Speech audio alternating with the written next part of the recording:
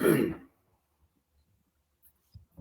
friends. Welcome to Empty Cloud Monastery, to Buddhist Insights live streams. Today we're here with Bhante Kusala. Thank you so much, Bhante Kusala, for joining us. Bhante Kusala is currently residing at a temple in Canada, West End Temple, right?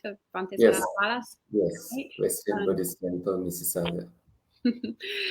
And we'll also type in Bhante Kusala's website shortly in the live chat, so you can keep in touch with Bhante and listen to more of his wonderful teachings. So without further ado, I'll pass it on to Bhante. We will be exploring this morning dependent origination, so lots of material to cover. Thank you, Bhante. Thank you, Venerable Ayya, for this wonderful opportunity to share Dhamma early hours in the day. I am delighted to kind of be digging into such a profound subject early in the morning, but we will try to make it as simple as possible so we all process it nicely and gently without getting bored. So I like the backward presentation when it comes to dependent co-origination.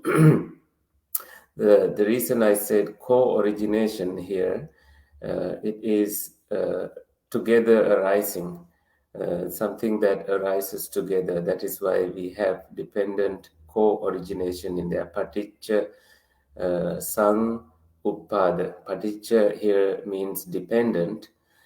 Sang here means co. Uppada is arising. And if you do a little bit of background check here, at one point when Venerable Ananda was so excited about his understanding about dependent co-arising, he went to the Buddha and said, I understand it all. It looks so simple. And then the Buddha said, Mahevang Ananda, don't say that. Mahevang Ananda, don't say that. It is very profound. It's very subtle. Gambhiro, very deep. Duddha, so it's hard to see. Duranubodho, even harder to realize.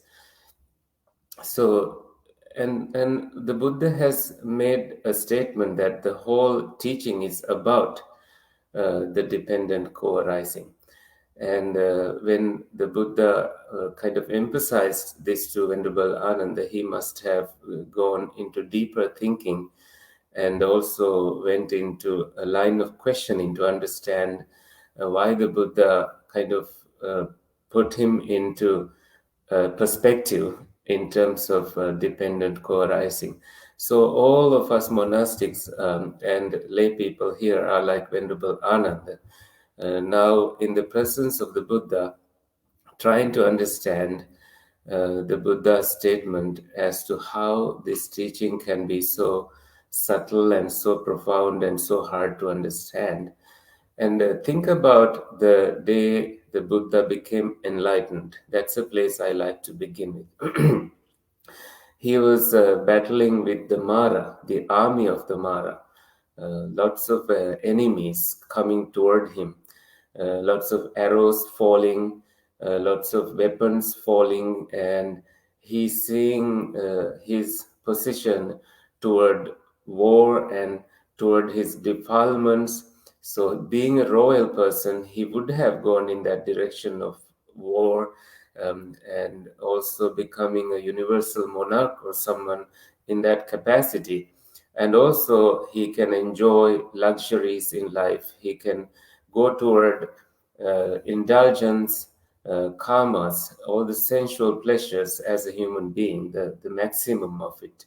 At that time, he could have enjoyed all that. So he was in a real war in his mind.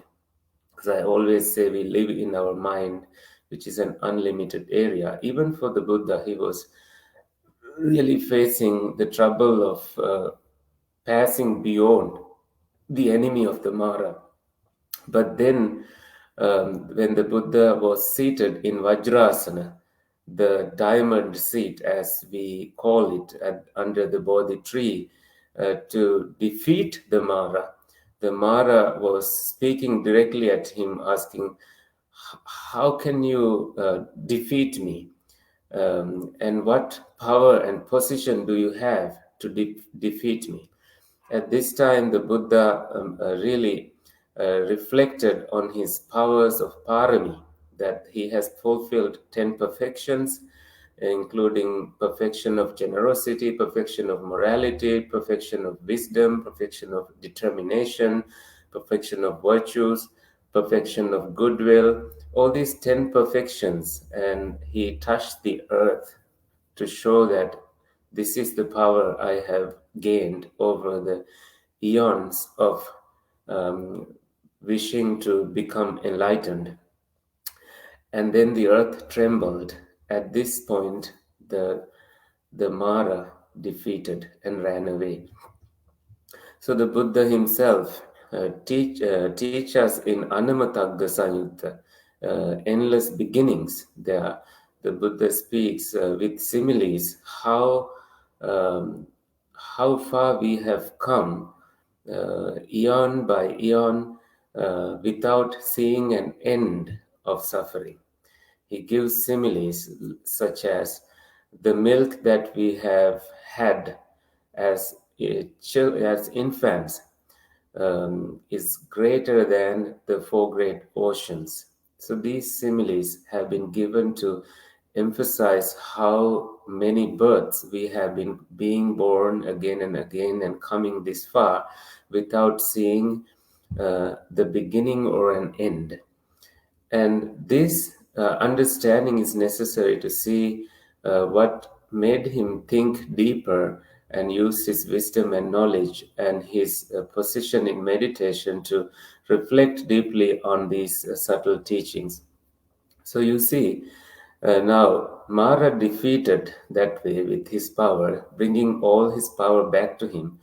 And now he is also reflecting on, why people are being, subjected to birth, subjected to decay, subjected to illness. Why people go through jara, aging, marana, death, soka, grief, parideva, lamentation. So upayasa, despair. Why people go through this? This is the inherent existential sort of. This is like the question that anybody can have. We all feel this. We all age. Our body hair turn gray, the head hair, fall, and all these changes are happening to all of us. And this is a great place to begin questioning, like, why is this happening to us? This is where he began as well. In fact, when he renounced the palace at the great renunciation, Mahabhinishkramana, he was wanting to find answers to these questions.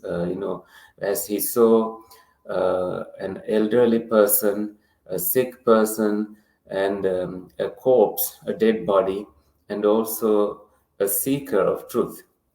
He was already intrigued by these sights, and he was starting to kind of pull himself away from the luxuries, a calmer world, sensual world, and seek an entry into the pure state of mind so he can do the best investigation that a human being has ever done on this planet.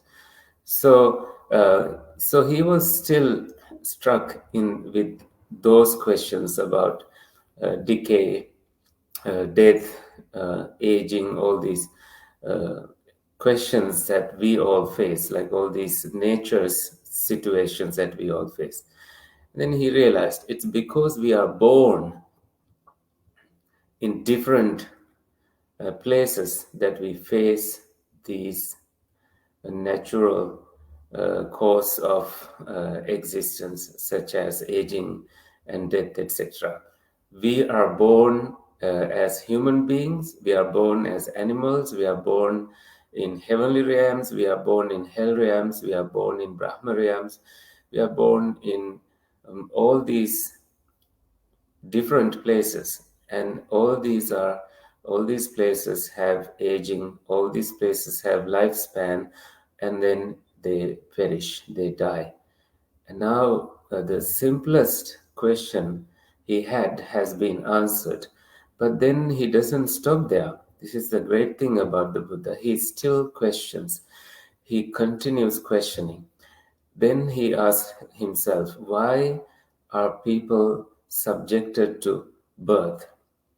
He realized there is a reason for this. There is existence, that people get pulled into kama bhava, existence in sensual realms, rupa bhava, existence in material realms, and arupa bhava, existence in immaterial realms. So now you can see, for someone to answer himself like this, he already achieved the jhana states in his mind for him to be able to see the non-material and material jhana levels, and people being born in such and such places.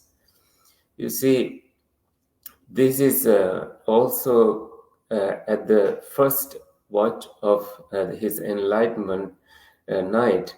He was seeing people sort of going through uh, births and death, births and deaths. And he himself reflected on his own past existences. This is the first thing he did, that he examined the previous births of his own. And then he applied it to other beings. Are other beings also going through the same thing? And he realized, yes, Chuti and Utpatti are happening to all beings. And then he also inquired, how do we end this? How do we see an end? All these were happening to him at that night as he was reflecting on dependent co-arising nature. Now, when he realized that people are born in sensual realms, kama bhava, and then rupa bhava in material realms, and then immaterial realms, arupa states, then his question was answered, like uh, people are born because these existences, different bhavas, support their uh, respective birth situations. And then he asks himself, what is the reason for bhava, existence? What is the reasons for existence? That was answered this way.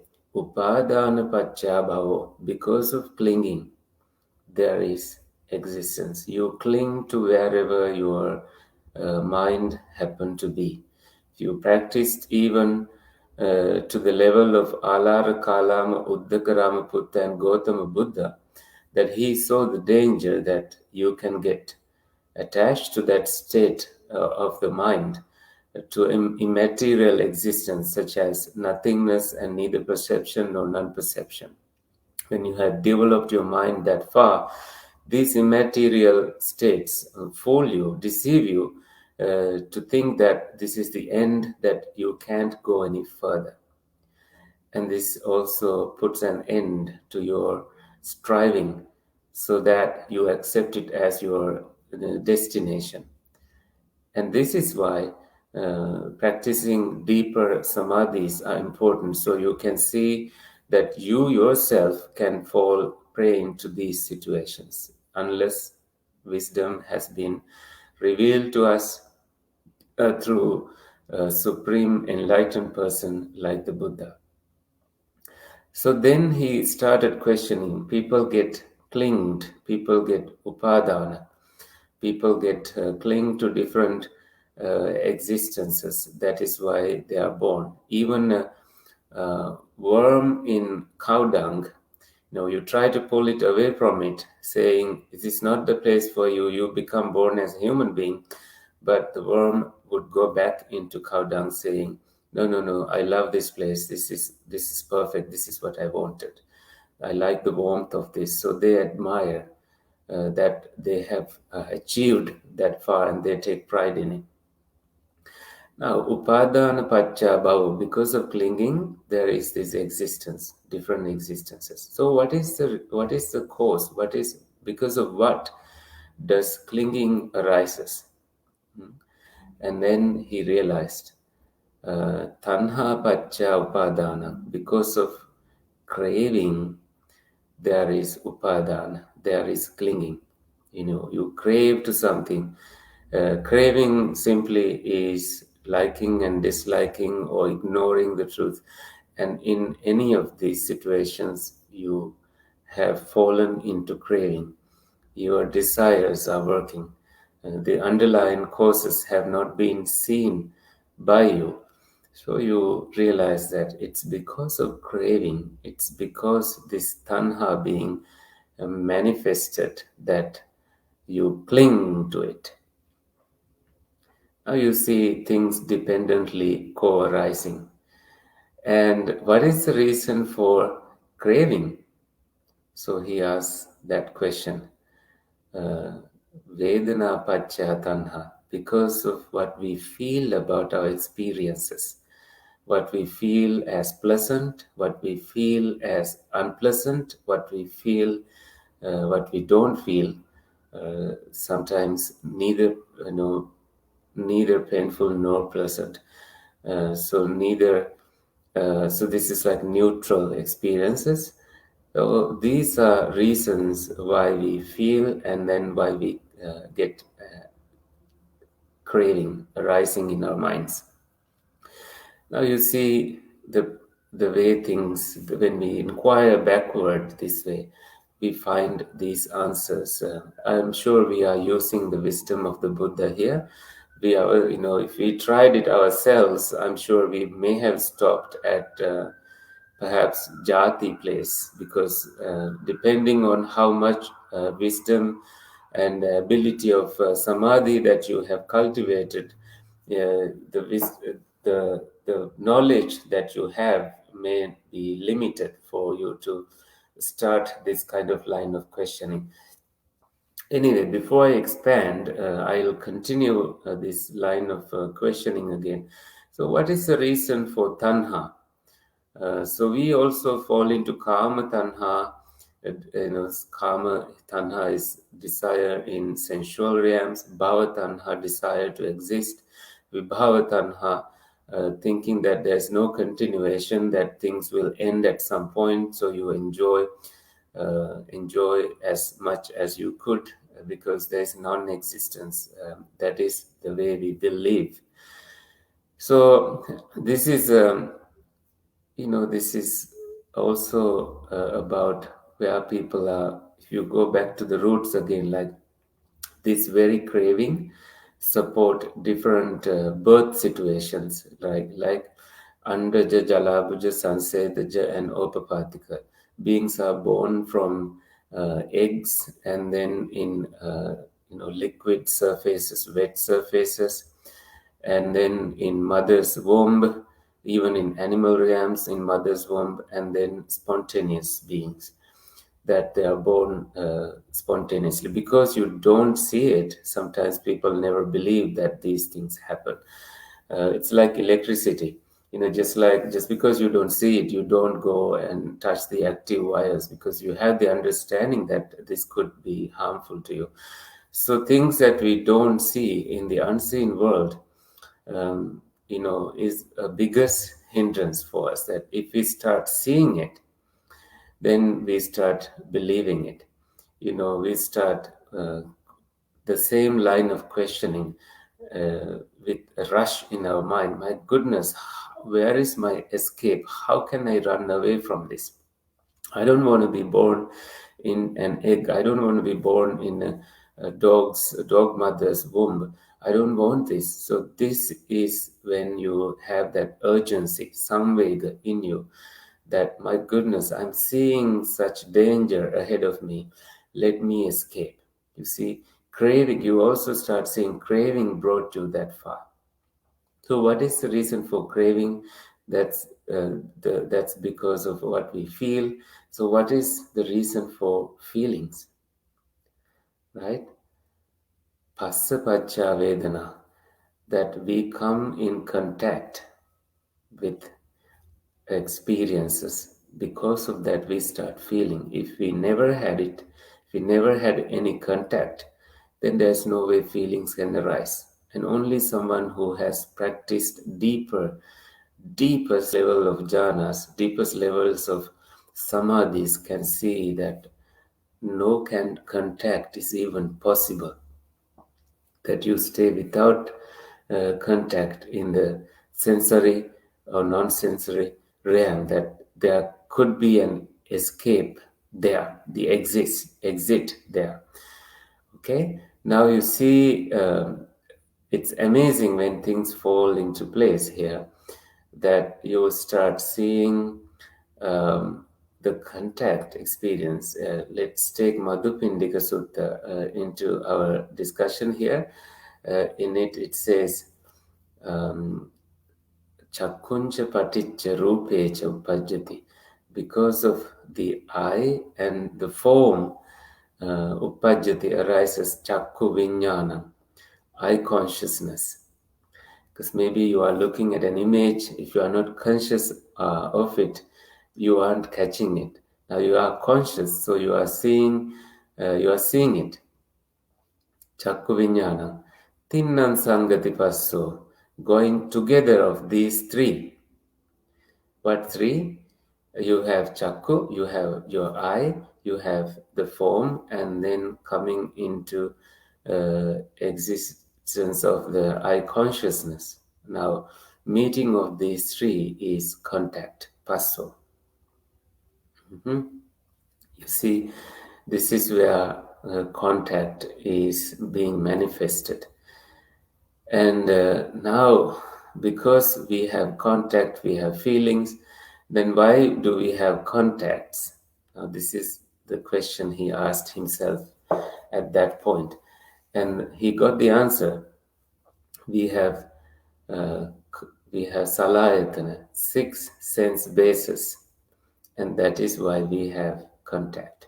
What are the 6 sense bases? Seeing, hearing, smelling, tasting, physical sensations, and thinking. These things happen in your eye, ear, nose, tongue, body, and the mind. You see, these 6 are the bases where seeing, hearing, smelling, tasting, physical sensations, and thinking happen. And if any of these activities did not happen, then there's no way you get any contact whatsoever. There's no way that samsaric contact could happen. You can also apply a deva, divine being, even in their existence, that if they didn't have seeing, hearing, smelling, tasting, physical sensations, and thinking, then none of these, no contact would happen. So what is the reason for 6 sense bases, salayatana? Right? Now, you see, we have come so far to start to the beginning of this 12 links of dependent co-arising. We have consciousness, and then we have mentality and materiality afterwards. These two need to be understood very much with lots of patience. Okay? Nama Rupa is name and form, mentality and materiality. So Nama Rupa Pacha Salayatana.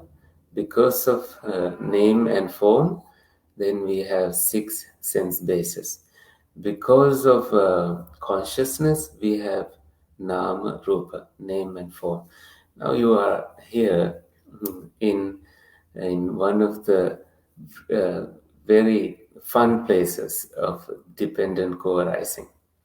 Now we were talking about 6 sense bases. I like to also share an experience of me studying in Italy, in Faculty of Cognitive Science, an American professor was teaching. He was teaching about five senses as I was learning cognitive psychology there.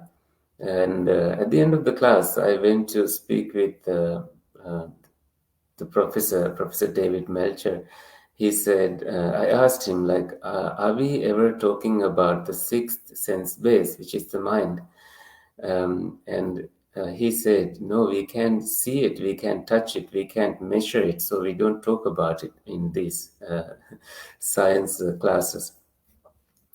And then, I said, we always talk about it because Buddha has spoken about it. And then he said, yeah, Buddha is a smart guy. That was it. I didn't ask this question in the middle of the class, but I kind of, got curious. So I went to him and asked that kind of a question. I never forget that response he gave. The Buddha is a smart guy. So we are seeing the smart stuff here. I love that professor. He was an excellent friend to us monks when we went there. Anyway, now we are here with name and form, mentality and materiality. So you see, in your deep Dhamma understanding, form is obvious that we have a physicality. We have material form. We have Paṭicca, the hardness in our body, our earth element in our body.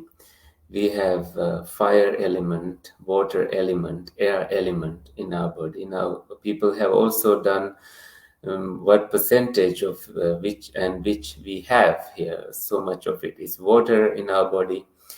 And when the body gets burned, water evaporates and the skin gets deformed and the color changes and we just become ashes, basically. Our body does not exist any longer. That's the nature of physicality. But then in your nama, in your mentality stuff, we have perception, feelings, we have formations. I remember going to Venerable Katukurunde Jnanananda, one of the meditation teachers who passed away, recently in Sri Lanka. Couple of years though. We were talking about perception, feelings, and consciousness, and he said, well, there's also formations that we need to bring here, although it is not discussed. So formations here means sanskara. But he had this wheeze, he was coughing at that time, so we didn't really go into details of that discussion, but I liked his response because we were talking about Nirodha Samapatti, the cessation attainment. So cessation of perceptions, feelings, and consciousness. And then he said Sankhara too cease. The formations too cease. So the reason I brought that up here is to understand, the five aggregates here. In five aggregates, we talk about Rupa, Vedana, Sanya, Sankhara, and Vijnana. In that we have Sankhara.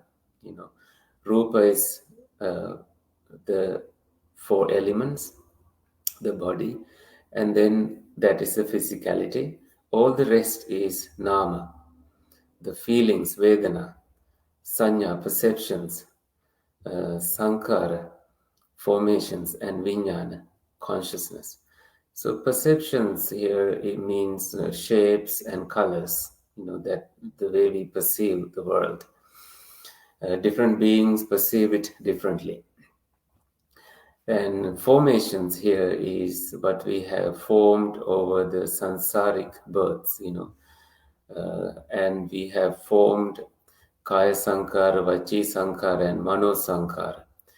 So Kaya Sankara is breath that we breathe. Vachi Sankara is Vitakka and Vichara. We have our thinking and examining of thoughts. And then mano sankara again means perceptions, feelings, and consciousness. Now you see different ingredients tightly connected together. When you don't have something to perceive, suppose you are in neither perception nor non perception. When you don't have anything to perceive, when you don't even have neither perception nor non perception to perceive, then you have nothing to be conscious on. So consciousness cease, nothing formed to exist. Therefore, experiences the ceasing. It's not you experiencing it. You vanish. You get lost. You disappear. We become the biggest losers, like Venerable Ajahn Brahm says. uh, we, we, we don't even exist there. We emerge from it later and understand, oh my goodness, this is what happened. Now you see that you came to the ending of everything, that your ignorance has gone. Now you see, if you come to our line of questioning here, there's so much that we unpacked. Where are we in terms of understanding the links here? That we were talking about the feelings part, and then we came to our sixth sense basis, we came to contact, and then we came to mentality and materiality, the duo, that they are together for the experience to manifest in any existence. But consciousness, vijnana, plays a huge role in this for the mentality and materiality to kind of link together. There should be this sangati of things together, that you need to have consciousness, six classes of consciousness: eye consciousness, ear consciousness, nose consciousness, tongue consciousness, body consciousness, mind consciousness. If you are not conscious in any of these ways, mentality and materiality won't meet. It's like there's no way to connect. So you see, consciousness plays a huge role here. And that you didn't see these causes and results, causes and conditions, hetu and phala. This you name as avidya, that you've had ignorance, that you are in darkness, avidya pacha sankara. Because of ignorance, we had different formations arising. The formations like this kaya sankara, vachi sankara, mano sankara, the bodily, verbal, and also mental formations, that these arose because you have been ignoring the truths that we were trying to see here, trying to unpack here. And what is ignorance? Ignorance, then it's clear to us that we have been ignoring the truth. Therefore, we are we are we are not seeing an end to the anamatagga sansara, the endless beginnings of this cycle of birth and death. So here we have been ignoring that we have been suffering. This is the truth that you realize. What a truth this is, that we have been ignoring this suffering nature. And you realize you have craving as the manifester here. That what a truth, that this craving brought you to different realms, that you crave to exist this way, you crave to exist that way.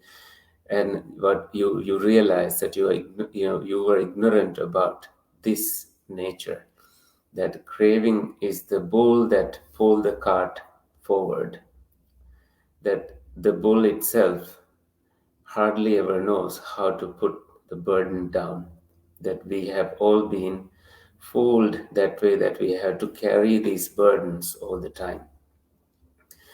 And what a truth, that there is an escape. Now the truth is slowly being revealed to the world by the Buddha. And now, what a truth, that you can practice the middle path without going to an extreme ends, extremes, that you can you can come to the middle ground and practice the path until you reach samadhi, and that samadhi culminating in wisdom, in awakening. Now, you see, little by little we came to the noble truths, the four noble truths. And these four noble truths were revealed to the world because someone asked a question about why we are subject to jara, the decay, aging, why we are subjected to uh, getting sick, why are we subjected to death, why are we subjected to all these sufferings? It's because of someone who had all the ingredients with them, sila, samadhi, and prajna, that they found the answers to these questions. And for us too, we need sila, samadhi, and prajna, virtues, stillness, and wisdom, to unpack and understand these truths on our own. So I think that gives us about 20 minutes, maybe 15, for us to take questions from the audience. I guess this was clear enough. I tried my best to simplify this presentation. But if you have questions, feel free to ask. Thank you so much, Bhante Kusala. Annamayam Namakataya Sadhukaram Namase. Sadhu, sadhu, sadhu, anumodami. Anumodami. Thank you, Bhante. That was an excellent overview. I can't believe you actually managed to pack all that information in less than half an hour. Very, very instructive. Thank you very much. And Geeta has a question and says, Bhante Kusala, what is the most skillful place to break through the links? I have heard that between feeling and craving, when the six bases contact feeling, where the six consciousness get involved. Is this correct? Well, in most sutras, you find, for example, in Chachakka Sutta, that we discuss about feelings, we discuss about contact, we discuss about six classes of consciousness. And we also find that in Madhupindika and also in Nidana Sanyutta, all these are kind of taking you to your way of thinking, that maybe when six classes of consciousness or six classes of contact have been stopped, then we can break it. I ask you to kind of reflect on it this way too, that the breakthrough happens when all the ingredients are present in us. You see that when we have sila, samadhi, and prajna cultivated, in the case of the Buddha, he started his questioning from, just like we discussed today, from that place where he started questioning about why are we subjected to aging. See, that too is a breakthrough. And someone may question about, because we are Suttava Arya Savako, we have heard the Dhamma. We are not empty of a Buddha in this birth for us. So we have heard the Dhamma to some level, And we have the Dhamma, so we start with avijja, and we start with ignorance. And that too could be a breakthrough. Sometimes you go deeper into meditation, just like Gita Nona just said. In that, you experience, okay, now you are seeing 6 classes of consciousness, 6 classes of feelings. What if I break here? But you see, that is good thinking, but it is the conditions, the previously conditioned state that experiences something deeper. And we have this taught in Vedalla Sutras, Majjhima Nikaya 43 and 44, I think. You find what disappears first, and then as a result, this is what happens. And later you reflect on things and you realize, oh, these things were preconditioned in me. I was programmed this way, and that is why I had this breakthrough experience. Now that I was in a deeper level of samadhi, I didn't have any thoughts there, because there's no perception, feeling, and consciousness. When you emerge from that kind of a level, you reflect where the breakthrough was, and perhaps you see the entry there was your samadhi and your consciousness ceasing. The problem is we can't get there by thinking. And when we start cultivating wisdom, every part of this wheel get weakened, and the wheel kind of lags. It slows down, and in that process, you can see that breakthrough is in every place, because you start reflecting on each of the 12 links, so you realize that all these are pivotal in understanding this process in Anuloma and Patiloma way, in arising and ceasing nature, gradual arising and ceasing nature. You reflect like the Buddha did, in backward way and in forward way. You see, breakthrough is everywhere. I guess that helps. Wonderful. Thank you, Bhante. And Edith asks, what is the best way to approach the anusayas? In which link would they be included? So anusayas means the underlying tendencies. We have 3 underlying tendencies, in sensual experiences. We have karma, and then we have underlying tendency for, we get pulled toward sukha aswada, and then we underlying tendency toward aversion through dukkha asada, and then we have avijja anusaya, ignorance, as we have been ignoring. We have not ignoring, but we are ignorant of it. We are unaware of it. You see that we take things as I, mine. So in this, that if you stop at craving, for example, tanha, this is where you see kama tanha, bhava tanha, and vibhava tanha, and you have feelings, vedana, kind of yoked together with it. And when vedana brings you pleasure and pain or neutral experiences, I think this is where you start seeing the underlying tendencies. If you didn't see that in your is that the word dormant, or like in your in sleeping nature, you wouldn't capture it. I think feelings place is the place to understand the anusayas, the underlying tendencies. I hope that helps. Definitely did. Thank you, Bhante. Very insightful.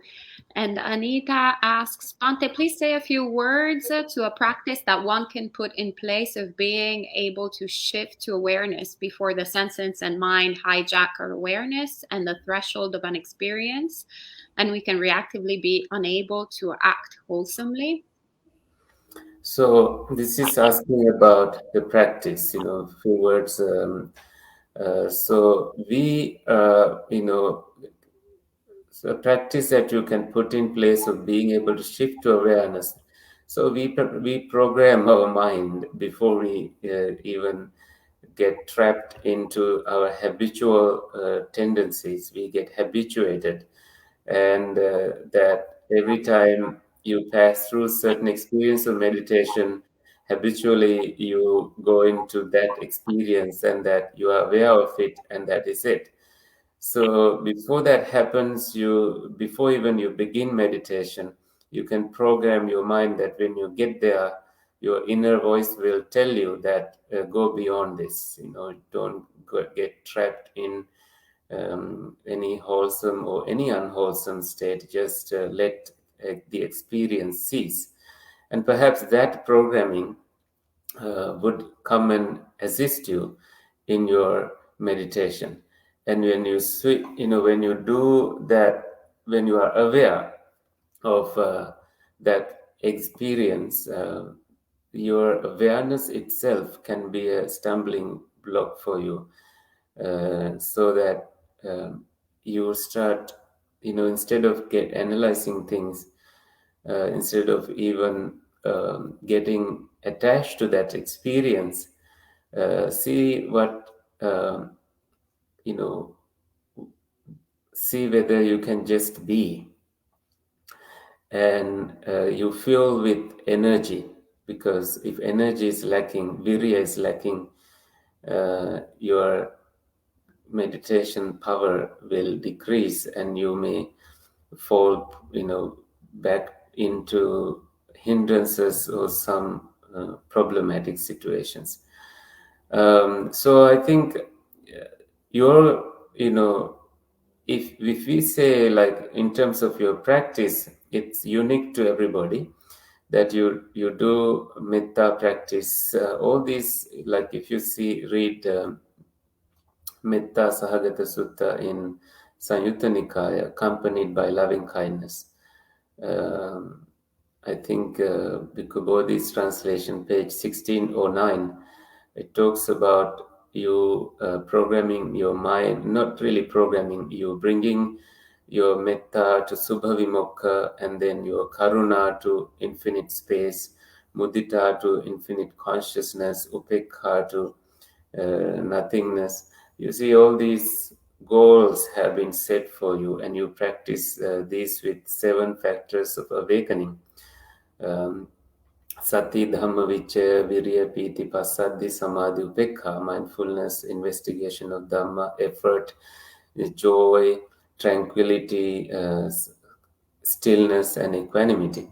And that brings you up into lots of confidence, saddha, that you are well equipped, and that your practice is on the right track, that you are staying with the wholesome qualities, as you mentioned in your question. Yeah, as you know, that you will also be letting go of both wholesome and unwholesome, so you find an escape there. I hope that helped. Thank you, Bhante. And last question, is consciousness, in your understanding, always in relation to Salayatana, so the 6 sense basis, so nose consciousness, eye consciousness, all the way to mind consciousness? Or do you think there is such a thing as a primordial consciousness? In the Dhamma world, we always find eye consciousness, ear consciousness, nose consciousness, and these 6 classes of consciousness explained.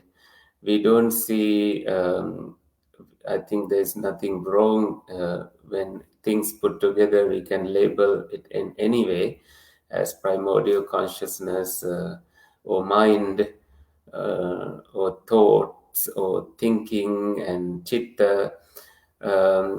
Here because of our knowledge that we have causes and conditions that we have found, we have discovered the ingredients here. We have discovered dependent on what things arise. You can see that even consciousness arise based on other things, right? You have I and then form, and you become conscious on it. And also vijnana nirodha, when consciousness cease, its perception, feelings cease, formations too, and then consciousness has no footing, that it also ceases.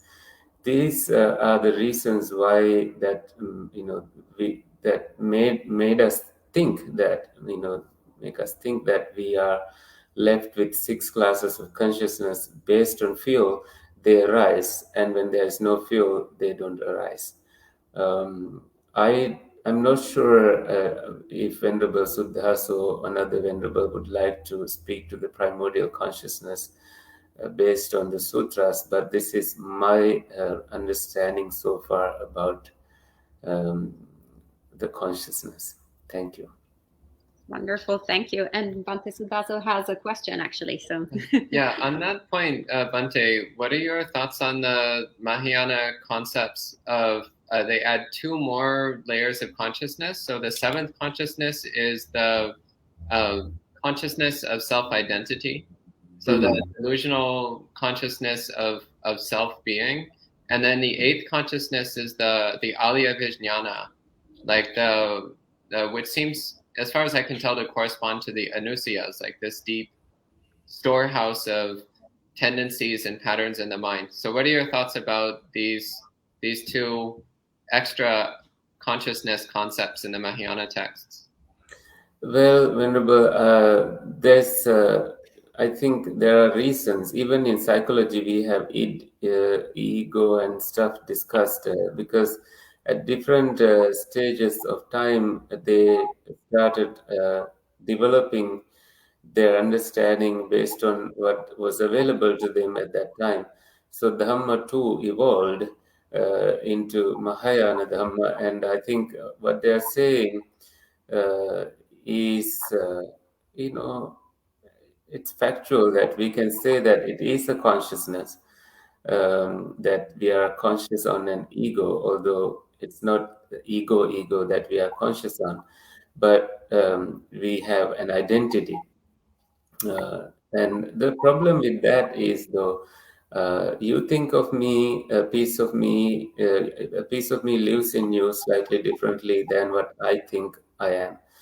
And so identity lives in different people's minds in different ways. So maybe that's why the Buddha did not present anything like that, but he did present mana, conceit, which is a thing that is let go by an arahant when they let go of the fetters. So he put that kind of identity into a fetter, much less into consciousness level. I guess that's one place we can unwrap this and understand. Maybe that will be a whole another discussion. Okay, thank you, Bhante. Thank you so much, Bhante. And I know that you have to go for another Dhamma teaching. So we would like to, at this point, thank you so much for sharing the Dhamma with us this morning. And we can end with 3 sadhus. Sadhu, sadhu, sadhu. And Bhante will be sharing hopefully some more Dhamma on our channel next month, but also you can tune in on the West End Temple YouTube channel to be in touch with all the wonderful monastics there that offer many Dhamma teachings, as well as every 2 weeks, right? There's sutta discussion with lots of different monastics, including the monastics of Empty Cloud sometimes when we can tune in. We were wondering, the presence of empty clouds is like clouds are far away from us now. We need the clouds back in the discussion. Yes, we definitely will be next time. We had a few stumbling clouds this past month, but it should be more of a full cloud than an empty cloud. Yeah, an actual storm. Right. But, thank you so much, Bhante Kusala. It's always lovely having you with us, sharing the Dharma. And you can tune in this evening on our channel to listen to another wonderful monk, Bhante Sankicca, this evening also sharing some words of Dhamma. All right, but I'll let you go now, Bhante Kusala, and see you all, everyone, very soon. Thank you. Thanks.